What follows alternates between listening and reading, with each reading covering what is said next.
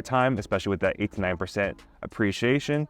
And then you have a Roth IRA as well, $6,500 every year. You're gonna be able to invest in the VT-SAX, which is a mutual fund ETF, and then that will grow 8 to 9% every year. And then by the time you're 65, retirement age, you're gonna have $4 or $5 million in retirement, right?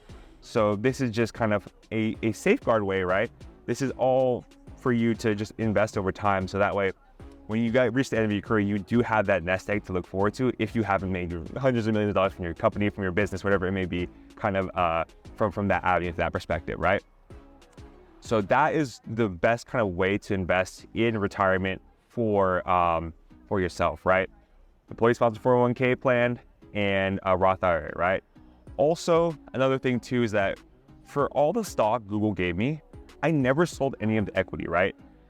Because I really believed in the company, because I knew that Google was going to be around for such a long time, I never sold any equity that was given to me, right? So the way it works in big tech, like I kind of mentioned before, is that every 3 to 4 months, you're given equity or you're given stock, right? So they'll give you stock. It goes into your Schwab account or your Merrill Lynch account. Alphabet uses Schwab or Merrill Lynch. And then you basically have the option of selling that equity, or you can just kind of keep it, allow it to grow.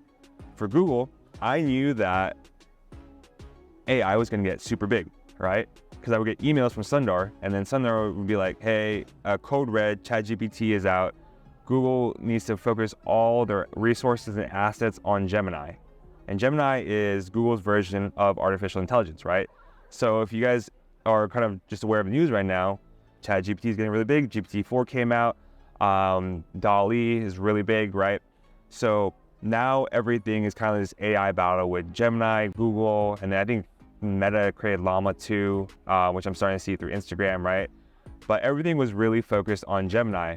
And then when Google launched Gemini, the market responded really well and equity stock went up a ton, right? So basically, when Google was paying me equity, it was around $90 a share, right? Gemini launched, they're heavily focused on AI. Now it's around $172 a share, right? So basically a lot of my equity from Alphabet, from Google had doubled because I never sold anything, right? So that's one thing too, is like, if you're fortunate enough to go to a company that you believe has high growth, like a Meta, like a Google, or even like NVIDIA. I have friends who are at NVIDIA who are there for about a year or two now. They're multimillionaires because they got so lucky with the AI boom, right? So really focus on, if you have equity in a company that you really, really believe in, and this is not some Joe Schmo company, like a really big high growth, say hopefully tech company or whatever it may be, and you truly believe in the mission, keep that equity, right? Everything I have in Alphabet and Google, it's all still there. So I rarely recommend you keep that, right? Even my equity from when I was at Meta, I never sold anything because I believed in how Zuckerberg was going for the metaverse.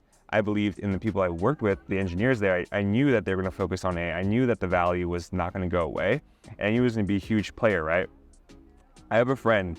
He actually, I met him at business school, and he was one of the first engineers at Instagram. So he was with Kevin Systrom, and there on the first day or so, or right first month or two when they built Instagram, and then he was there having meetings with Zuckerberg. So he was given a lot of equity in Facebook, or what was called Facebook before it was Meta, and he never sold anything. So now he doesn't have to work anymore, right?